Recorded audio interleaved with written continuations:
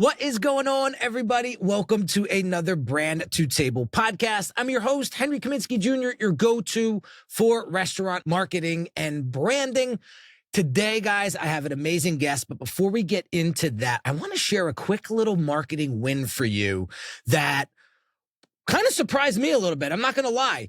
So if you guys don't know, one of the services that Brand to Table offers is social media management.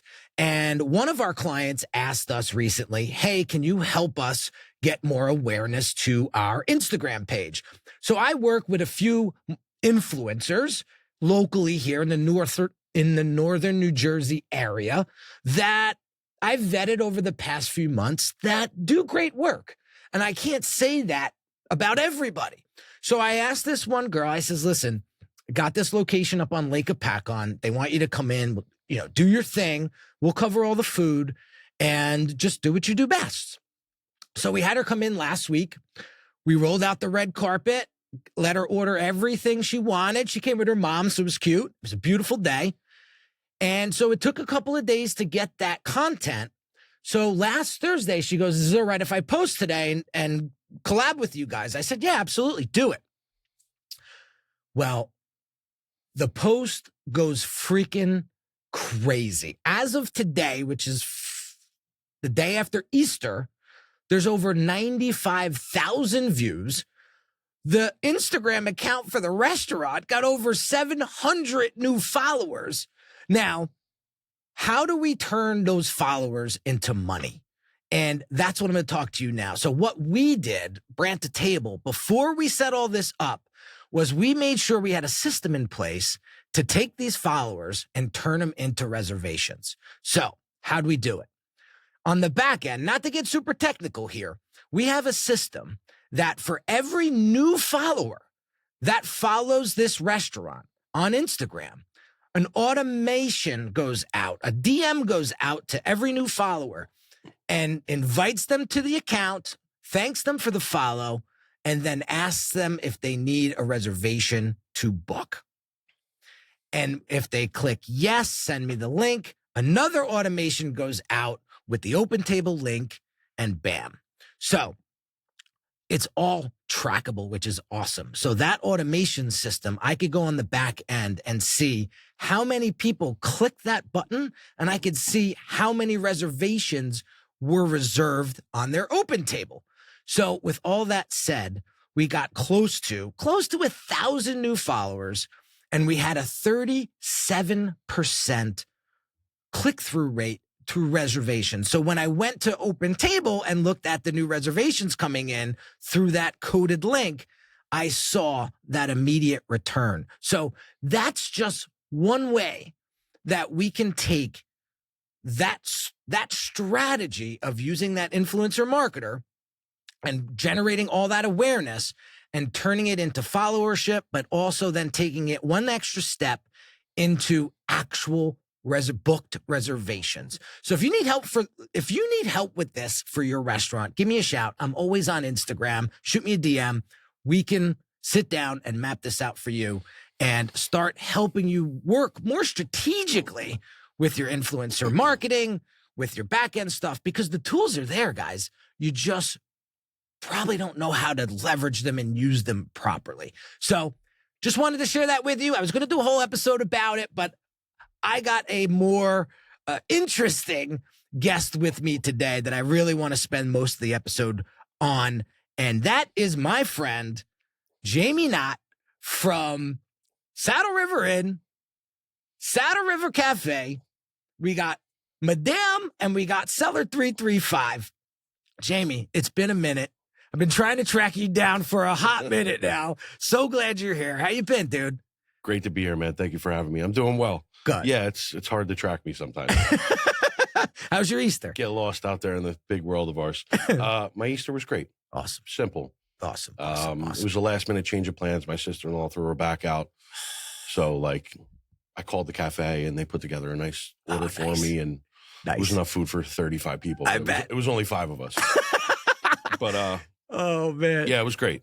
So the Nutley boy is in the building. Nutley boy's in the building. First time I've heard that. Oh, my God. First time I've said it, too. Yeah, right. So I got to share with you a funny story. So one of my first clients of all time, so I've been doing this for like 16 years, Franklin Steakhouse on Franklin Avenue. Wait a minute. Real question. You know, that's my first job, right? No way. Yeah, the Franklin Steakhouse was my first job. So I was going to ask you, was it the second location? No, it was the first, the original, the OG? It was the OG. Yeah, that's my home base. That's, that's where I cut my teeth. Yeah. So I got introduced to them. I forget who the hell brought me over there. Buddy? I walked over. I want to say it was Peerless Beverage. Okay. I became friends with Pat Rafter and Frank Vacatoro. And we became buds, the three of us. And I think I was working with them doing something else. And they said, I got an account for you. You got to meet me over there because it's a show. And so I met with Johnny Maggs and I met with Buddy and I met, and I met with the Pat. Remember Pat the Blade? Pat Stranero? No. Oh, you don't know Pat? I don't know Pat the Blade.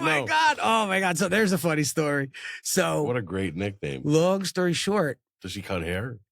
He was cutting other stuff back then. He was in jail. He had a life sentence. Oh my God. In jail because he got caught with something. Okay. Right. And the laws changed while he was in jail and he caught wind of it and he got a great attorney and they got him out. And so when he came out, one of his first jobs, Johnny Maggs gave him a job working with me, creating the marketing calendar for the month. So he would do all the marketing, like him and Johnny would sit down and map out the month. Pat would share it with me. I would design the calendar and get it all printed. And that's how me and Pat worked. And then after that, they brought me across the street. So I had my engagement dinner for my wedding at Terraza. So Classic. I knew that. I didn't know you worked there, but I knew. Yeah, I was 13. I started there as a busboy. Holy shit. And then I was a food runner and then a bar back. And then anybody who knows me knows this story. Unfortunately, I got let go on St. Patrick's Day. Oh, my God. Yeah, we were drinking Tullamore Dew behind the bar. And I was 14 or 15. And John came up. He's like, dude, what are we doing? Who gave you the shots? I didn't know at the time he was dating the bartender, Lisa. Yeah, right. And she saw me. So I was like in the back grabbing food, going to a table, whatever. He's like, I got to talk to you. We went in the little like locker room area and he's like, dude, I could lose my liquor license. The whole business is based on it. Can't be taking shots behind a bar. Oh my goodness. I was like, John, it's St. Patrick's Day and I'm Irish. My name's James Patrick. Give a kid a break. You know what I mean? He's like, just tell me who gave you the shot. He's like, you're top 3 employees. Please. I didn't tell him. I was like, listen, I'm a kid. I can go get a new job anywhere. Sorry, bud. He's like, grab your shit and go. Oh, man. So that's a stand-up. Fired. That's right. That's a stand-up. Hey, listen, that's a stand-up guy right there. I mean, that's a real Nutley thing, right? Yeah, of course. Of course. So I kept it to myself and I walked down the street with my tail between my legs and I went and got a job at Scuttlebutts. Do you know Scuttlebutts? I've been in there once. I can't remember. I cannot remember. But they had 10-cent wing night on Tuesday. Oh my God. That's how long ago this is. Yeah. You can't sell a wing for less than $2 a piece at this point. It's crazy. I know. It's insane. The cost of food, that's a whole nother ball of wax. But oh my God. I didn't mean to steal your Franklin Steakhouse. No. It's one more funny story. We're there on a Sunday morning. It was me and my cousins would go there and set up shop. We would stay there for 6 hours, 7 hours. It's that type of place, right? So we're there early. We're ready to catch the games on football Sunday. And it's around 1:30. The place is pretty hopping.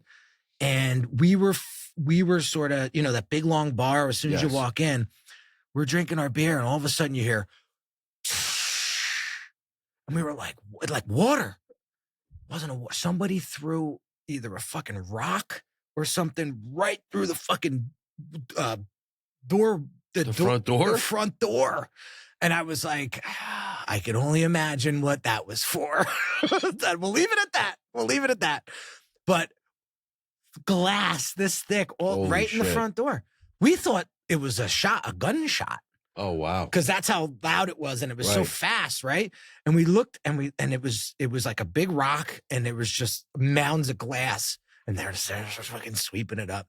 But I was just like, Jesus Christ! So the show went on. The show went on, swept up, paper bag over, a plastic bag over the door, Like nothing ever happened. Nothing ever happened. Sounds like things like that have transpired before. Right? Franklin Steakhouse. Right? Yeah. But that was my first ever client, and Johnny and I stayed friends forever. And then I moved away, and he kind of disappeared a little bit, and we never really reconnected. But they were clients for like 10 years at least. Where are you from originally? So I grew up down the shore. I grew up in Long Branch. Okay. Like, you know where the block is? Strong Branch. Yep. Across the street. Yeah. Across Literally. the street. Literally across the street. That's Westwood Avenue. Yeah. So to the left of the block used to be Tony's Pizza. Okay. And we used to get pizzas there. They were $14.99 for 2 giant pies on Wow. Sunday. So I would walk over. My father would give me some cash, and we'd walk over. Right. There. But yeah, that's where I grew up. It was, I'm so happy I grew up there, James, because it taught me so much like street smart. Oh, it's way different today than it was then. Even over the next, 3 years, you see what's happening there. Yeah. So I was the minority down there. And I think that was good for me because I was kind of a wise ass of a kid. So when I started to grow up and I got my ass kicked a couple times, I was like, oh, this ain't going to work here. Right. And thank God, because, all my friends have just been, to this day, we've been, we're about the same age. I'm 45. So I'm 45. Mm-hmm. So you went to high school down there, everything? Yeah. So Okay. it's funny, when the block opened up, I was like, oh my God, talk about like, that was like a junkyard back in the day. Right. We used to ride our bikes past here. But anyway, enough about me. I want to talk about you. Okay. I'm good at that too. So you built quite a name for yourself over the years. And I don't want to take for granted that people just know you and you come on the show and we kind of glaze over sort of how you got started. So I want you to describe sort of how you came up, because I love this. You strike me as a guy that just has a lot of grit, and that kind of reminds me of me, right? So talk to me about the culinary journey out of Nutley at 13 and into where you're at today. Well, let's back up a second. I mean, we have a lot of similarities. I grew up in Baltimore, Maryland. I moved to New Jersey. I moved to Nutley, New Jersey when I was 10. What a difference, right? Have you ever seen The Wire? It's pretty much. I tell people that story. Like when the kids in Nutley were drug runners and we didn't know it. I mean, kids in Baltimore, I'm sorry. Mm-hmm. We didn't know it. 7, 8 years old, you're on your bike in the summer. Lenny gives you a brown paper bag and tells you to go to, 33 Light Street. In 4 minutes, you're there. That's what you do, yeah. And he either gives you $5 or they buy you ice cream or, sneakers. There was all kinds of gifts and stuff. So I guess I learned how to work at a young age, even though I had no idea what I was doing. Right. But I was running work. Right. Fast forward 10, moved to Nutley. My mom owned a bar in Baltimore, actually. That's where she met my stepfather. He was in dental school at Maryland University. They're both Terps. Okay. So they meet, they fall in love. He graduates dental school. They get engaged, and we move up to Nutley, New Jersey. He's from Belleville. Okay. Him and his father had a dental practice in Belleville for, I think his dad, when he retired 2.5 years ago, I guess it was there 50 years. Okay, so it's a staple. 192 and a half Washington Ave. Yeah, Dr. LaLoya. Shout out, Pops. Yeah, we moved up here, and it was just a vast difference. Yeah. A vast difference. I mean, skateboard, earring, rat tail, like mohawk, faux hawk, and just an accent, serious accent. Oh, yeah. Baltimore. It was just. Yeah. So, everybody's like, say this, say water, and listen, I was a rough and tumble kid. I had a lot of energy. Okay. Lot of energy. Okay. Fights, normal kid shit. Yeah. First day of third grade, my first day at a new school, I wore a Bart Simpson shirt that said, I'm Bart Simpson. Who the hell are you? And Mr. Herney, like clockwork, Mr. Knott, she made me put a dinosaur sticker over it. And then the first introduction to the class was, does anybody know any jokes? So my uncle told me a joke the night before, so I tell the joke. It's obviously a little off color. Oh, my goodness. So, the first thing is go sit in front of the office. And, I had arrived. That was kind of how it went. Yeah. So Fast forward, we talked about the Franklin Steakhouse, right? And then I went over to work at Scuttlebutts, and I was always in the kitchen. So Mike Fitzsimmons was like, "Look, if you're going to be in the fucking kitchen, you might as well be in the kitchen. Yeah. I hired you as a busboy. Yeah. Like get out on the floor or be in the kitchen. I'll show you how to cook." Yeah. So he showed me some basic stuff, chicken roulade, mashed potatoes, how to make veal stock from scratch. Like, he cut his chops in the city. Okay. He's a really good cook. Which is funny because it was a super simple, humble kind of restaurant. Yeah. But the food was elevated. Yeah. I would have never thought that, Nobody would have when you have a 10-cent wing night. Right. But it was a family-operated business, and they were great people. They really were. I don't remember how I met my demise there at Scuttlebutts, but it's probably because I was late. I mean, for the 567th time, and they just couldn't come to grips with it anymore. But I was always kind of likable, and I did a great job. So I got away with shit. Yeah, right. And that's just the way my childhood was, I got a decent smile, nice head of lettuce, and, blue eyes, and kind of, I know when to turn it on. Yeah. You know what I mean? Yeah. And that's kind of how it went. That's awesome. So how'd you get to New York Culinary School? New York Restaurant School. Yeah. So I moved to Boston right out of high school. Okay. My brother went to Emerson University up there. So Okay. I lived with him we were a little under 2 years. And when he graduated, I didn't know what I wanted to do. I didn't know what I wanted to do out of high school. Okay. I just knew I wasn't going to college, and let's go move in with your older brother and see what happens. Things happened. I mean, that's for sure, I love it. So I had a fake ID. I worked in a big Spanish tapas restaurant. Okay. And I learned a lot. I worked with this guy, Mike Fleming, super good cook. Mm. Actually, his grandfather invented penicillin. No way. Yeah. Which is just a funny little weird fact, but it's the truth. We never had a dishwasher. There was 3 of us in the kitchen, and we washed our own stuff, okay, cook, plate, prep, wash, get it all done kind of thing. And I learned a lot there. I really did. Mm. I learned how to kind of organize myself and my time, and practice knife skills, which are super important. I mean, those are hand-on skills that you need to grasp. Yeah. And came back to Nutley after I graduated, and just, what am I going to do? And my dad's like, go to culinary school. You've worked in restaurants since you're a kid.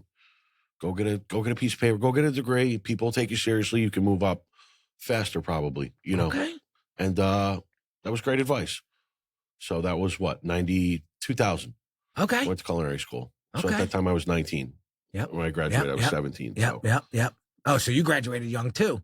When's your birthday? October 10th. Okay, I'm September 3rd. So, makes sense. Yep. So you're a month and 7 days older than me. Sure you love that. Graduated second in my class, and it was kind of the only thing that I ever really liked in a school setting. It interested me. Yeah. It was working. It didn't feel like school. It didn't feel like school. It was a place to put your energy. Yeah. And I knew how to put dishes together already because I had worked in 3 restaurants at that point. So I had a little bit of a hand, a hands up, a head up, whatever. So I did well. And I worked that whole time.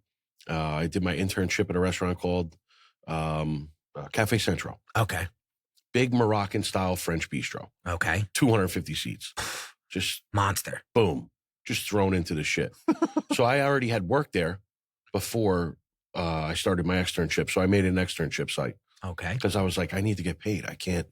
Yeah. I already gotta live. You know what I mean? Like, whatever, car, phone, just random shit. Yeah. Money to go out. Yeah. So I did my externship there. I ended up working there for about a year and a half. I moved through all the stations.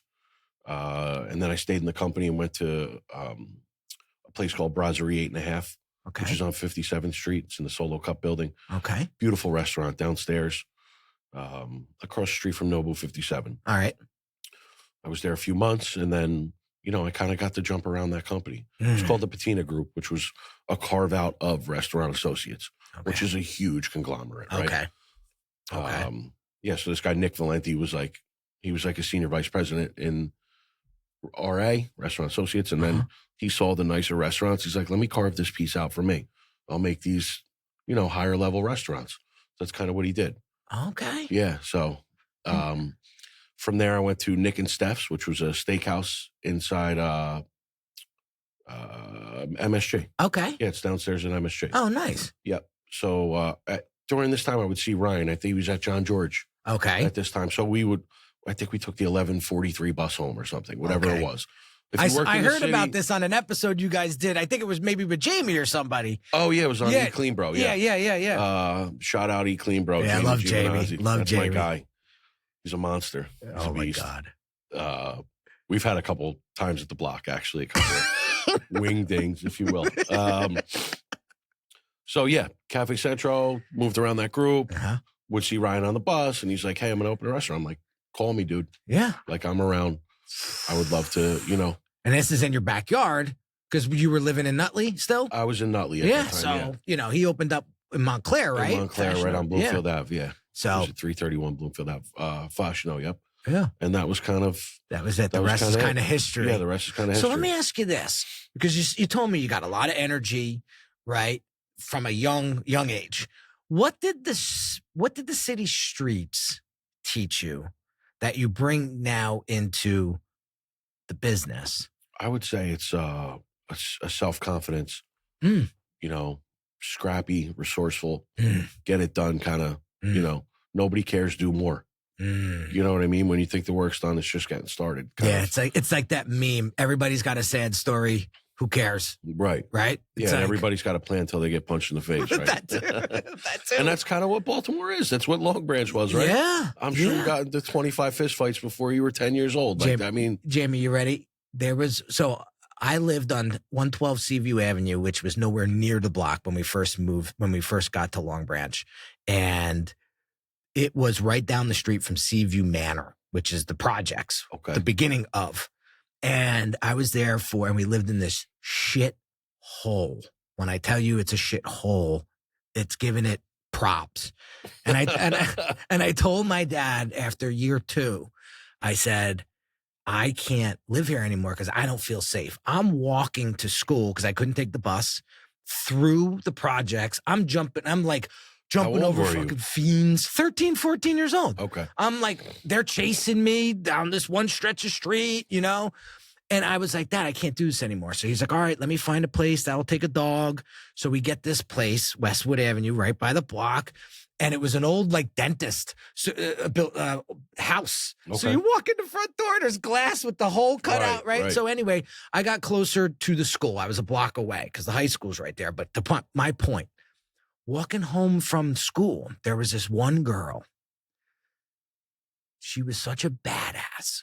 If you just looked at her the wrong way, she would beat your ass right there on. She didn't care if you were a boy or a girl.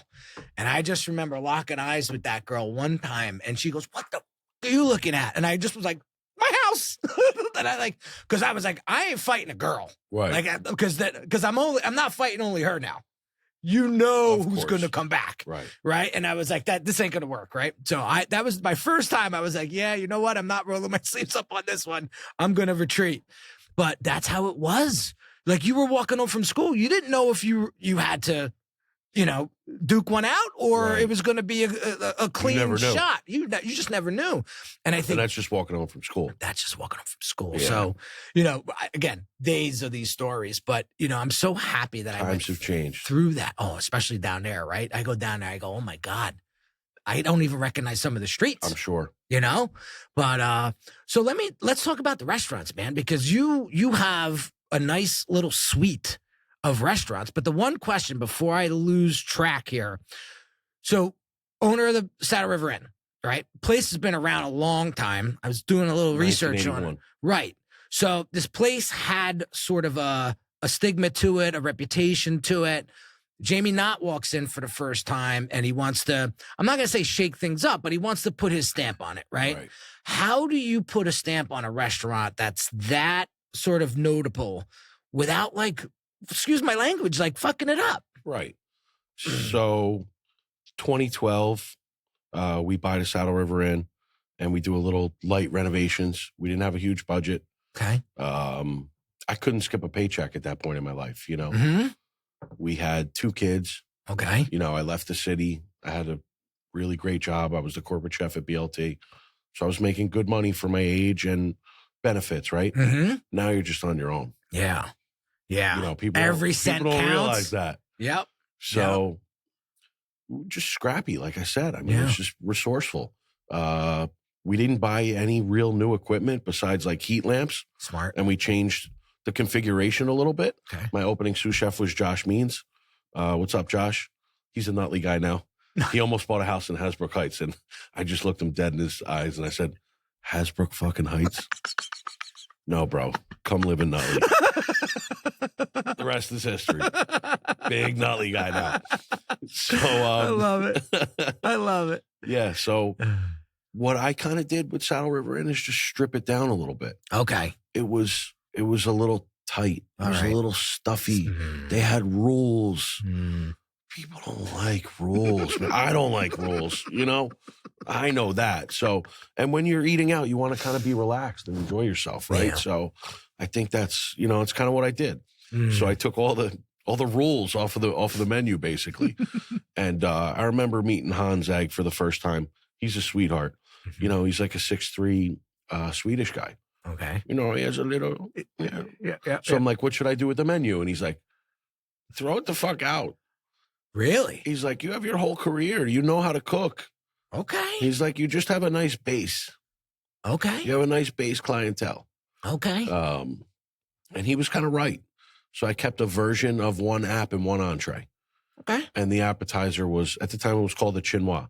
Okay. It was a Chinese crab salad. It wasn't really. It was just nice lettuce with crab meat, sesame seeds, and a sesame dressing. Okay. So I've just adapted it. All right. It's 2 kinds of cabbage. There's kiwis, scallions, you know, Took it lemon, up a notch. sesame, seaweed. Yeah, there's just 8 more ingredients in it. Uh-huh. And there's an entree that's somewhat famous that's called the Marabar. Okay. And he's like, keep the Marabar. You didn't want you touching He's that. like, I retired on the Marabar. That's what he said to me. Okay. He's like, that's what people know. That's what people order here. That's what made us famous. Okay. It's funny because Marabar is a misspelling of Malabar, which is a black peppercorn, which is a pepper-crusted filet. He learned it in Cairo, Egypt. Holy. So it's over. He used to do it with a potato gratin. Okay. Potato gratin. Okay. And I changed it eventually to roasted shallot, mashed potato. And then it has a chestnut butter, port wine demi-sauce, and a béarnaise. It's got 3 sauces essentially on it. A butter plus 2 sauces. And I changed the way I did it. My first week, I cleaned a case of fillets. They were gone Friday night. I think we sold 39 Marabars. Wow. Out of 102 covers. 40% is a real number. Yeah. Yeah. The second night, we sold 73 out of 108 covers. Holy shit. So what do you got, 70%? Yeah. All day, I was just cleaning filet. I'm like, well, how? I have so much other shit to do. I can't just clean filet mignon all day. Although I would love to. If that was my job now, I'd be the happiest person on planet Earth. But, you know, things change. Yeah. Things get harder, then they get easier, and then they get better. Yeah. No. So I moved to a center cut filet. Okay. And then I just bumped the price a little bit. Okay. Right? Okay. So okay. I saved time, effort, and energy. I had to. Yeah. Yeah. Yeah. I'm just going to go back real quick. When I first had dinner, I walked through the kitchen, and there was an 8-foot walk-in in the kitchen. Okay. 8 by 8, and the place was dark. Okay. And I'm like, I'm coming from, you know, an $18 million kitchen at Brasserie 8.5. It's like everything's French stove, you know, just different, Yeah. right? Yeah. Yeah. So we removed the walk-in. We built a little outhouse to mirror the barn, Okay. and we put our walk-in outside. Okay. And dry storage. Like, now we had space. Okay. So we reconfigured the kitchen, basically. Okay. Is what we did. All We right. utilized our space in a different way. Yeah. And yeah. I remember going in there for service. I went for dinner, and then I went to hang out in the kitchen for an hour. I wanted to see how it operated. Sure. Couldn't stay for longer than 15 minutes. I don't want to say anything negative about anybody, but it just was not the way that I would operate a kitchen. Okay. You know, all the chef and the cooks were like telling Hans, he was like going running to get stuff for them. You know what I mean? Like, I was that's, kind of ass backwards, yes. for lack of better words. I'm sure Hans was on the line for Sure. 20 years Sure, or whatever. sure, I sure. know that. Sure. And he did all the prep work during the day. Wow. God bless Everybody him. would come in at like 3:00. Wow. And I just operate differently. Yeah. Yeah. You know, if there's going to be 6 of us on payroll in the kitchen, we're all going to work. Yeah. Yeah. You know? Yeah. Yeah. And listen, it was not always what it seems like it is today, right? Right. Everybody sees the success. Nobody sees the work that goes behind it. Right. Right. You know what I mean? You've seen the poster. Yeah. Where there's a rock sticking up out of the water, right? And all the hard work was underneath. You can't even see that. You're just seeing the tip of the iceberg. You just see the top, tip. Yeah. Right? Yeah. Yeah. But, you know, we struggled for years. Yeah. I had to borrow $83,000 from my accountant, like year 2. My original partner didn't pay payroll tax. Oh, shit. Yeah, I know that feeling. So, I mean, it was like 26 months of pay or whatever it was. Yeah, that shit adds up. And I couldn't ask my dad. He was my principal financier, my partner. Yeah. Again, shout out Pops. Yeah. You know, he borrowed money from his life insurance to buy the restaurant. Right. So I think we paid, I know what we paid. People think it's crazy now, but it was $328,000. But we gave him we had $150 up front. I kept $50 for plate, glass, silver, renovations. Yep. You know, which is what? Nothing. It's literally nothing. But at that point, you know, Krista's whole family's like in construction, or my brother's a plumber, you know. That Josh helps. is an electrician. Yeah, that helps. You just pull it all together. Yeah, that's right. When you don't have it, you figure out a way to get it. Yeah. You know? Yeah. And we pulled it all together. But, you know, I paid that loan off for another 5 years. So that was another loan. It was like, you know, $5,000 to Pops, $5,000 to the eggs, or whatever their payment was. And then another X, you know. See, people don't see that. People have no idea about that, man. You know? I remember we closed in the summer, a week of 4th of July. And I looked at the bank account on a Monday. It was the 5th. And it was like negative $4,700. You know, payroll comes out on like Wednesday or whatever. Fuck. And I'm just like, oh God. You have to make that dreaded phone call. I'm like, Pop, can you write a check? It's like, what? Yeah. And meanwhile, we're like away in Wildwood, the restaurant's closed, you know? Yeah. So you learn life lessons. Yeah. You know, you really do. And you see what you're made of. Yeah, that's true. You know, so we loved it, but we worked our asses off. I mean, we were there from 10 to midnight every day, or 2 a.m. or the place is a vacuum. It's anybody who's ever worked there. It does not exist on this earth. It is its own time and space continuum. I'm serious. You could. It's hard for me to explain. Yeah. But it's Groundhog Day. So like every day is very busy, right? So you know what to do. That's good and that's bad. I will always say it's easier to run a busy restaurant because there's no kind of time for bullshit. Yeah. That's true. And if it doesn't work, you know real quick, and you're in or you're out. Right. For staff, for food, for whatever it is. And you know, I really learned how to operate. Yeah. I always was good at food cost and things like that because I came up, you know, on a corporate level. Okay. So that was always very important for me from day one. Yeah. You know, which I thank God for that structure, because a lot of people can cook, but not a lot of people can manage their business. Right.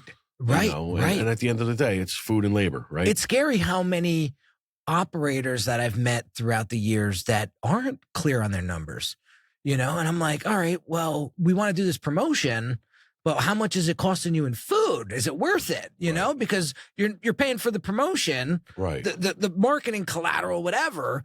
But are you figuring in the food costs? You're figuring in the labor. Oh no, I don't know what that is.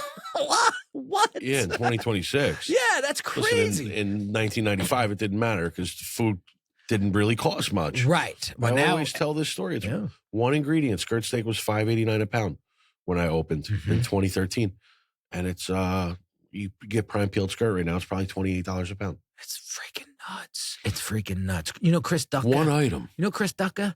The name's familiar. So he's the chef of Mezcal. Okay. And 618. Yeah. Down. Very good. Yeah. I like both of those restaurants. So he was on the show not too long ago. Okay. And he posted something on Facebook yesterday or the day before, and he was doing the prices of like tomatoes and this and that. And he was like, forget it. He's like, when is this going to end? And I'm like, I know. I have an 8-year-old son, and I'm like, I never really had to. Well, I take that back. There were some tough times financially. However, like the last 2 years, I've been so stringent on like what I spend my time and money on, because nothing is what it was a year ago, 2 Right. years ago. Like everything is so goddamn expensive. Right.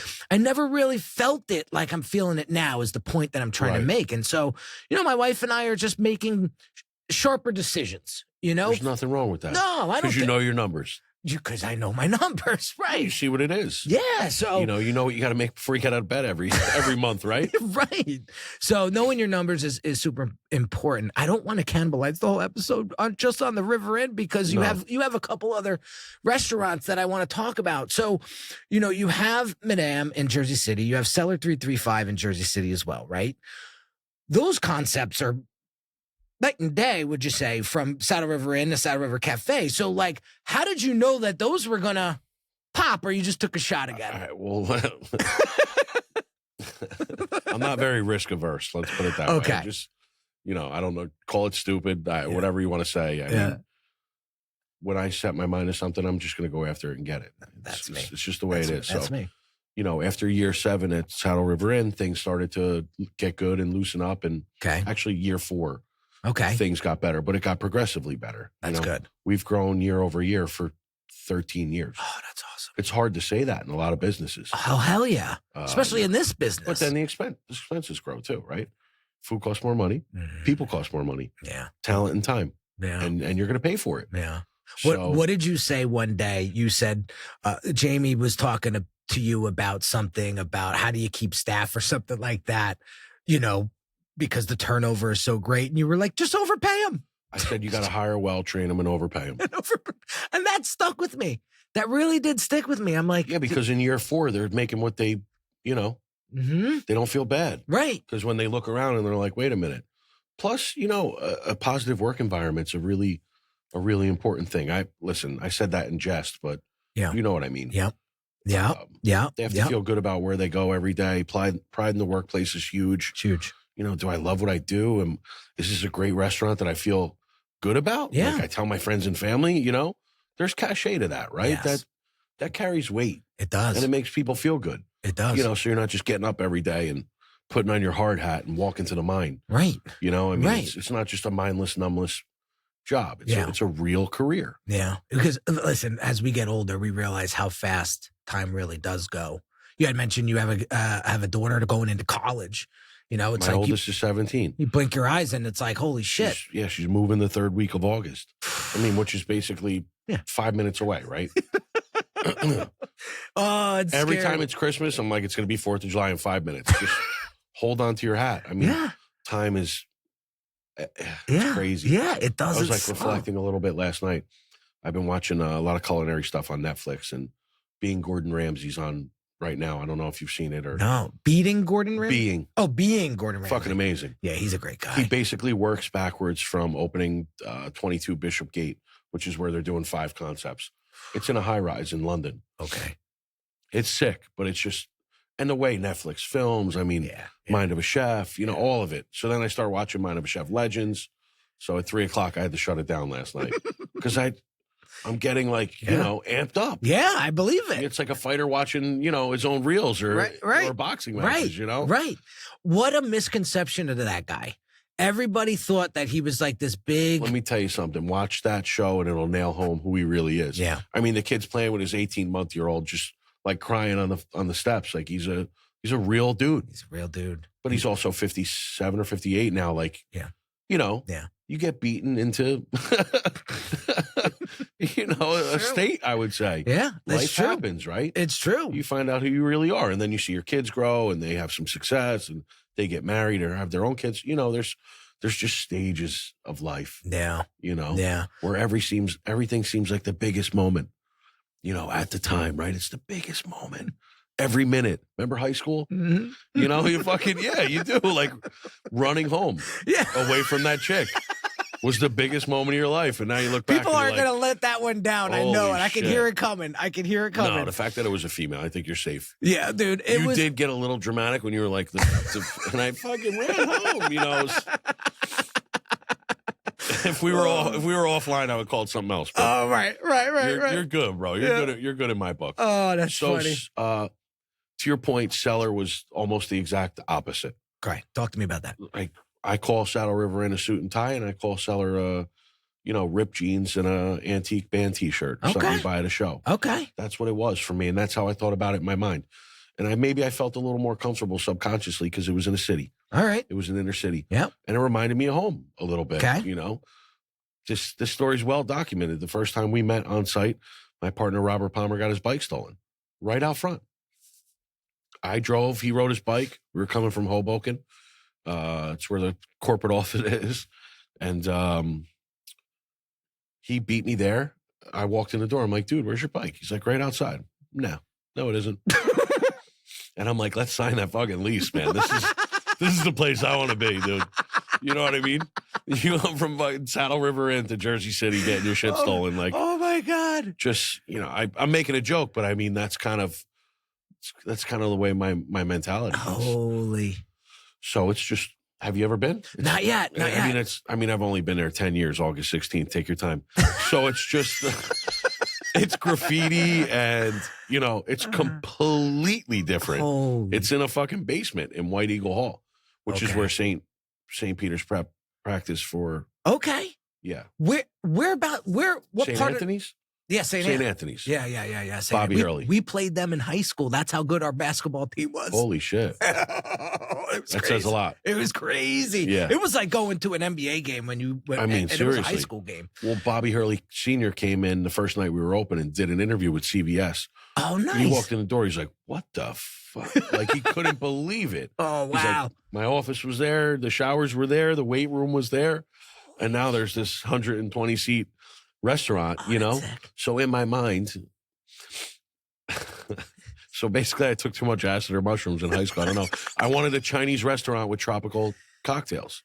Okay. So that's kind of what happened. We put the pieces together and then, from there it went. Oh my goodness. And a lot of our furniture and stuff is from an old church on 2nd, St. Boniface. Okay. Our landlord owned that and turned it into apartments. Okay. So we had all this woodwork and shit and stuff from the rectory and, all this stuff. And I'm like, that plays. Yeah. Even still, if you go now and you look behind the bar, there's like, old cutouts and archways with tiki gods in them. So it kind of, it's pretty funny. It's like a gothic. I don't want to call it gothic, but it's got the red lights behind it and the tiki gods. And well, what I see online, because I do follow it online, and my friend Olivia came and she did a little bit on it. The food chick. Yeah. She was. So I saw it. And what a sweetheart. She is a doll. She's kind of what I was talking about before. She's kind of in my network of influencers. Because, and she's like on her rise now. I think so. Yeah, and she does it because she loves food. She's consistent with it now, which is the key to social, right? Very, very consistent with it. Yeah. So, but yeah, she came up to Stonewater one day and she did a great job. I had her at Rails Steakhouse. Oh, cool. She did great there. I have a hook at Rails. Chef Frank? Francis Falavine was my first chef in New York City when I came back after Fashion. I went back to the city. Okay. Oh, me and Frank went on Jamie's podcast together. Did you guys? That's awesome, bro. It's so funny. I love Frank. I miss you, pal. Let's go to lunch. Let's go to dinner. Yeah. Actually, I should just go see him at Rails. I mean, that's probably the only way I'm going to see him. Oh, he's a great guy. He's an awesome guy. But this is a quick, funny story. I walk in I walk into Salute. Okay. 39th and Madison. Okay. Italian restaurant. Big, beautiful restaurant. He's the chef. He interviews me. I remember what I'm wearing. I'm wearing these blue, like short shorts. I'm pretty tan.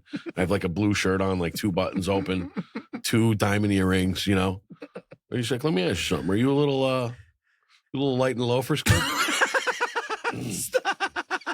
I said, do you have any daughters? Because don't bring them around me and you'll find out how light in the loafers I am, pal. And he's like, you're hired.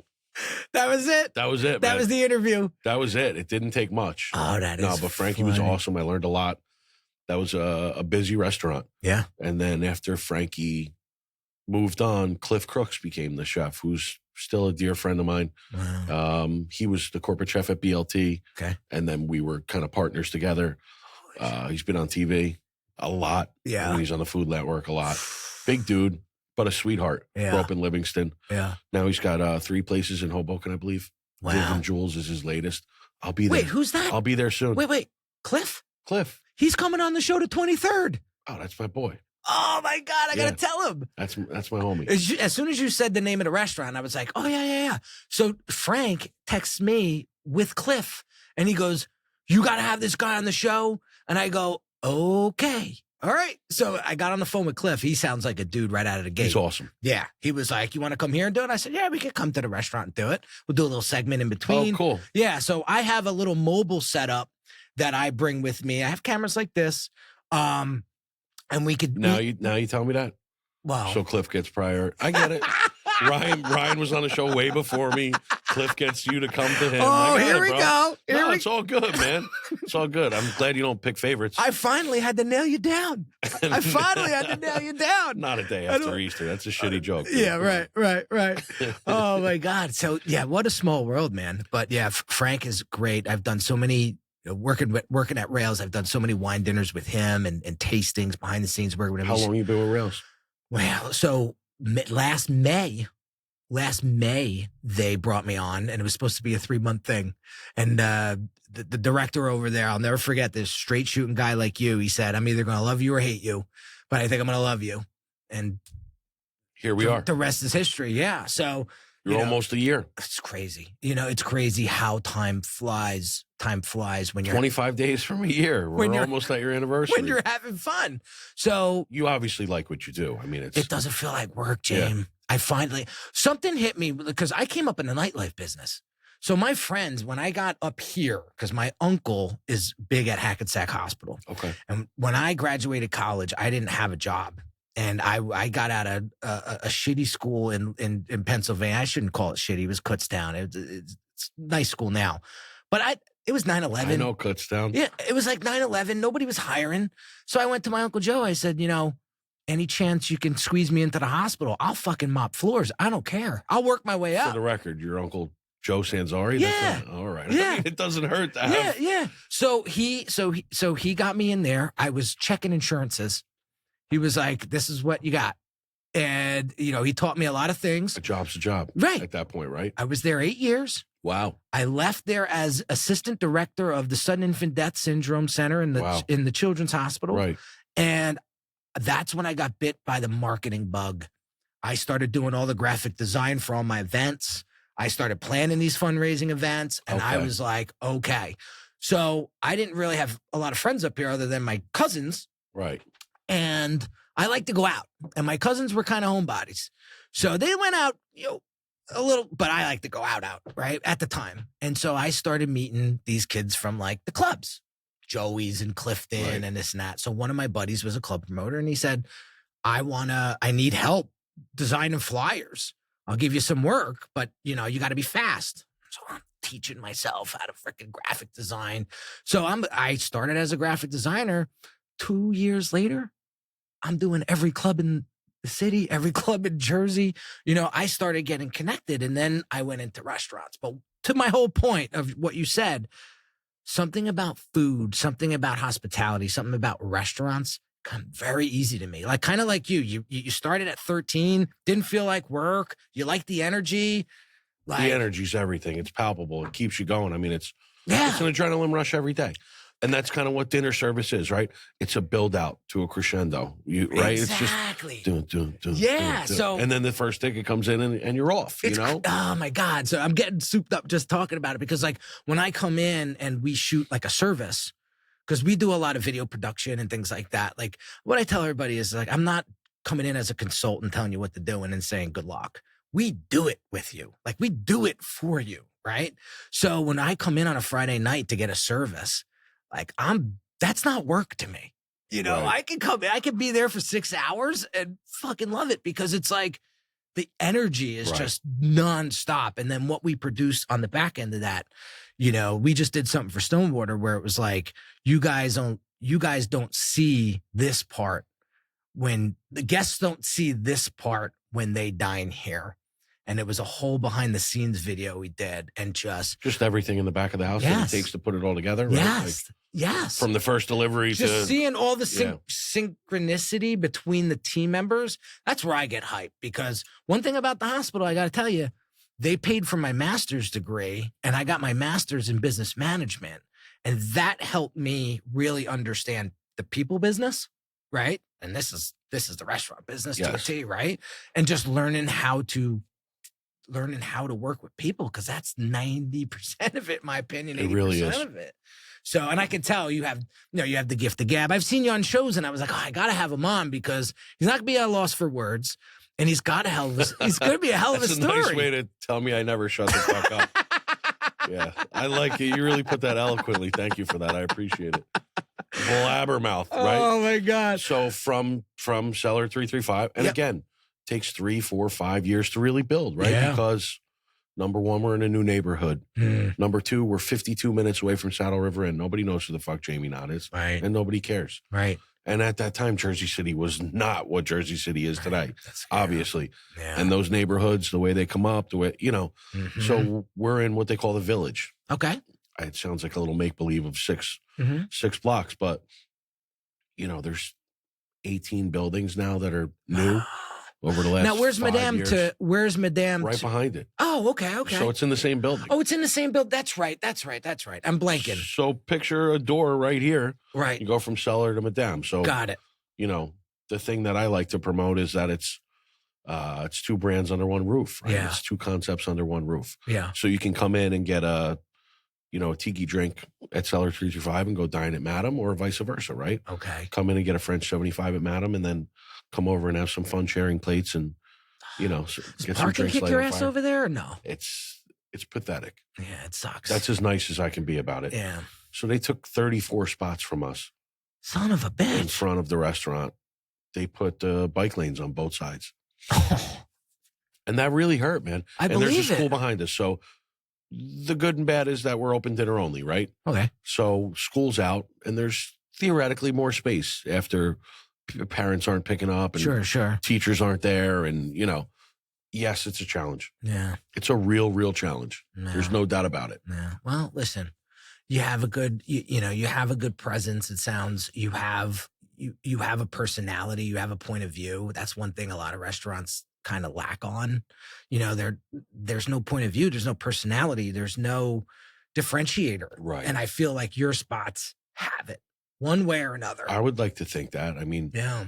People walk in and they're like, this kind of feels familiar. Yeah. Yeah. If you walk into a Hillstone or a Houston's anywhere Right. around the country, right? Right. You have the Hampton Grill. It's not called Houston's, but you walk in, you're like, I recognize that smell. Right. I recognize that. Mhm. There's a flavor here. Yeah. Yeah. Pun intended. Yeah. Like there's, this has something. There's a Yeah. little cachet. There's something different, the way the bathrooms are clean. Like everything adds up. Yeah. Right. Yeah. All the details add up. I into feel one like everything experience. matters too. It does matter. Right. People see everything now. And if they don't like something, they're probably going to take a picture of it or put it on on the internets. These kids. I don't want to run out of time, dude. Ryan was right, man. I should have booked an extra half an hour with you. Is that what he told you? Yeah, he goes, you're going to need more than an hour, bro. And I started laughing. Yeah. All right. Not at a loss for words. We Go ahead, tell me again. got to get into some rapid fire questions Okay, here. go ahead. All right. One ingredient you never get tired of. I don't know why artichokes was the first thing that popped into my mind, but I like salty briny stuff too. Okay. Capers, things that pickles. I love pickles. I'll pickle anything. I really will. I want to see the way it turns out. I want to see, because things change, right? Obviously. Sure. When you put vinegar and sugar on something, it's going to change. It's right? going to change up. Yeah. It's If going we to change. kept you in vinegar and sugar, you'd change, right? I would say pickles. All right. What's the most overrated thing happening in restaurants right now? I mean, everybody almost has the same menu, when you look around. So, flattery, you know what I mean? Because everybody's just kind of copying everybody else. Yeah. But that's a big trend in New York too, though. Mm. It's smaller restaurants, with food people want to eat. Mm. And I think the simple reason is nobody cooks that much anymore. Mm. So if it's Monday or Friday, people are coming out to eat, Yeah. and they want veal parm. They want Yeah. it's what they like. It's, you got to give them what they want, right? Yeah. I mean, there's got to be a nice mix though. Yeah. Yeah. Okay. It's got to be like the greatest hits, Okay. and then it's got to be a chef being a chef, All right. and there's ways to make them different too. Yeah. I mean, I see it everywhere. Just don't do a chicken parm where you pour the sauce in the. I'm not going to say it. People do that, and people love it. It goes right through me. Well, here's my buddy, actually, Lawrence Dallas, really funny guy, chef, super talented. Shout out LT. We had dinner at his house. He's doing these Sunday series. You're welcome for the free promotion, my friend. LT Sunday Service, I believe, on Instagram. And he posted yesterday. He's like, food thought of the day. He posts one every day. You should follow his IG. It's funny, but it's a ball of. He's like, I just saw a menu with burrata and tuna tartare on top. I'm fucking done. Aliens, please come take me away now. You know, but that's the kind of shit he posts every day, and it's funny, man. He's my good. God, he's good people. All right, most underrated ingredient in the kitchen. Olive oil. Ah, okay. I fucking love olive oil. Did you ever man. do vanilla gelato with like a tablespoon? Yeah, chef. Fucking awesome, bro. It's very good. Awesome. If you want to shave some white truffles on there too, if the season is in, a little bit of Maldon salt. Let's go. We're talking. Let's go. We're talking. Favorite late night meal? Favorite late night meal? It's a good question. Kind of on my weight loss Same journey at this point. So I actually start back with my trainer tomorrow. Sweet. James, I'll see you in the gym, buddy. He's been breaking my balls for 6 months. Like, come on, dude. Because we worked out. I lost a lot of weight. And then I just stopped going. I got sick for like 2 weeks. That'll do it. And I just stopped That'll going. do it. And he went to, in fairness to myself and my laziness, he also went to Fire Academy. Okay. So he was gone for however long that is. That's a bitch too, by the way. They bust your butt. He's built differently. I mean that physically and mentally. You got to be a certain type of human being. Absolutely. To run into a fucking fire. I love it. Absolutely. He loves it though. It's not like, some would call it a sickness, but how important is that job? Yeah. He's in the Bronx too. Like, he's busy. They're busy, man. Busy. Late night meal. You got me, bro. I'm gonna hold you to the fire. I try to fast 2 hours before I go to bed, minimum. Okay. 2 to 3 hours. So I don't want a late night meal. All right. You know, all right. I'm gonna let that one. I'll take that as a question. I'm gonna let that one go. What's one rule in restaurants that you don't compromise on? Rule. Mm-hmm. We know how much you love rules. There's no rules in our restaurants, baby. Come as you are, leave as you will. Okay. I would say like cleanliness of fair. Like you just because you let it slide and it compounds. It slides to a point that you're no longer comfortable with. Yeah. So I would say cleanliness is very important. What's one dish on your menu that best represents you? I think there's two that I just think of right off the bat. Mm-hmm. There's a Szechuan beef noodle at Saddle River Inn, and then there's a tuna carpaccio there also. Nice. And I think they're two standout dishes. They're very different. I love Asian food and Asian flavors, so love it. Those are two. One restaurant in any city in the world that always inspires you. Theodora right now is just doing just delicious food. Where's that? It's in Brooklyn. It's in Greenpoint. Okay. It's like you just were in Paris. I thought you were going to say 4 minutes from the bridge. No, I thought you were going to say I was in Paris for my daughter's 12th birthday and my mom's 75th, 76th. Yeah, that was last summer, bro. Come on. All right. What are you doing? I'm pale. Look at me now. I haven't been anywhere good yet. All right. I gotta cut one short, but two more. One thing people get wrong about you. Oof. I'm a lover, not a fighter. Love it. If you weren't a chef, what would you be? A detective. Love it. Last question. If someone spent one night with you at dinner talking about life, business, food, what would you hope they leave understanding about you? What a genuine person I am. And how much I love the fact. So this is what inspires me about the restaurant business, that I don't have to be sitting at a table with somebody. Say it's your birthday or your anniversary. I can make your night, through your experience. I mean, food is love, food is joy, food brings people together. And I think that's one thing that somebody would take. Love it. From a night with Jamie Knott. Jamie, what a pleasure, dude. I knew this episode was going to be killer. I can't believe you only gave me 55 minutes, dude. It's really... Oh, man, I could spit for another 60. You know? Easy. I didn't even get to two other of my other restaurants. Like, what are we doing? We talk about what's coming, what's going, nothing. So before we jet, first of all, give us all the IG accounts and where they could find all the restaurants online. Right. And then how do they find you? If you go to knott.jamie, KNOTT.JAMIE on Instagram, right? Everything's there. The link tree, everything's underneath it. So click it, bang around in there, see what's going on, and come check us out. Awesome. Yeah. Jamie, pleasure. Pleasure, brother. Thanks for having me. Likewise. Cheers. There you have it, guys. Another episode in the books. I told you I was going to bring Jamie sooner or later. We had to get him the day after Easter. That's what it is.